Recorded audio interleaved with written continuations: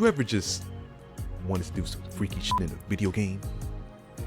Don't look at me crazy. Those erotic Steam games are eating right now. Numbers don't lie. Somebody's buying them. Listen, I don't judge what anyone does in a video game because it's none of my damn business first, but also I come from a childhood background of spending too long looking at the women in MK9's character bio feature for research. So whether you play these kind of games for just the troll or, with one hand on the keyboard is all up to you, but it's crazy because the overall gaming scene is in a wicked space right now, leaving some folks that otherwise wouldn't to just try anything to bring back the spark of just having fun in the midst of all this mess. Like, dude, we got whole ass AI protest movements, some of the weirdest studio shutdowns ever. I woke up to another day of Ubisoft still existing. It is hard to escape these crazy times if you're passionate about the gaming hobby, but I'd say it's even more of a task to find a genuine spark of creativity in the endless sea of narrative clones and live service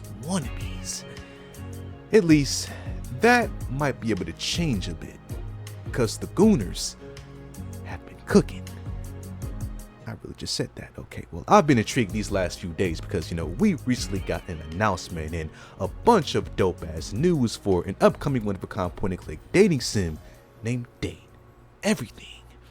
You can see where this is going. Now I know that news might sound a little crazy for some, but all I ask is that you keep an open mind because, from what we know right now, this date to be announced game is nothing like the current Uwu type dating sims that we got on the market. Like, not only does this game have a jacked roster of voice actors and collaborators you wouldn't expect to be in a game like this, but like the name implies, there's literally a plethora of storylines that you can take on to romance damn near any inanimate object in the protagonist's house, and the idea of fucking a fridge sounds hilarious in theory.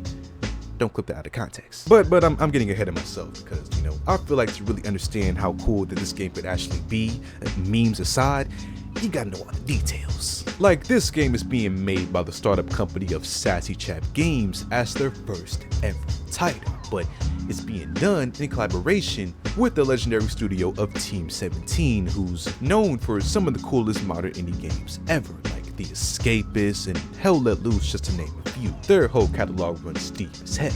And like I mentioned before, the whole purpose of this game is to tell a romance story between you and the various furniture and obscure objects throughout the main household.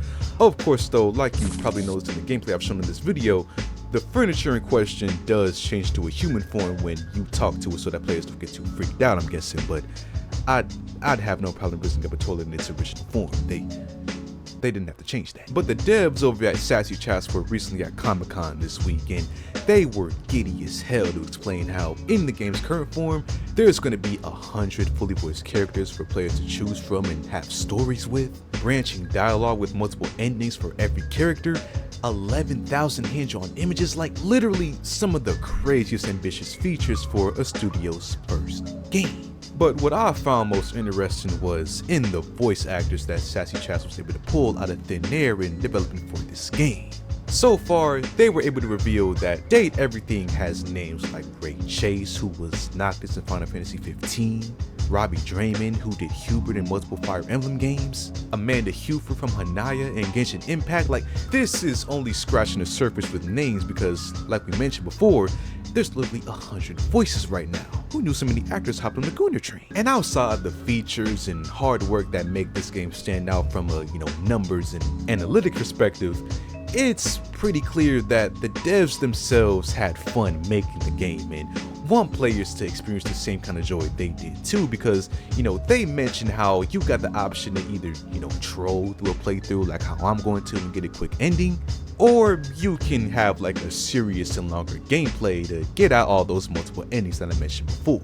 And dude, to me, that's like the Christmas present that I never got before.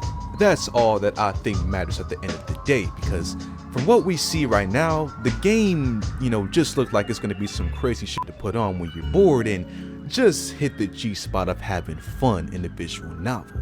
Not too many big games are going for that same purpose nowadays. And we literally need that right now, which is why I got so excited to talk about it. Plus, the fridge. I didn't forget about that. But overall, this title just looks like something fun to play whenever it comes out, so I just wanted to give any of y'all the sauce beforehand, so that the game doesn't fly under the radar too low. There's currently no planned release date for the title, but you can wishlist it right now over on Steam.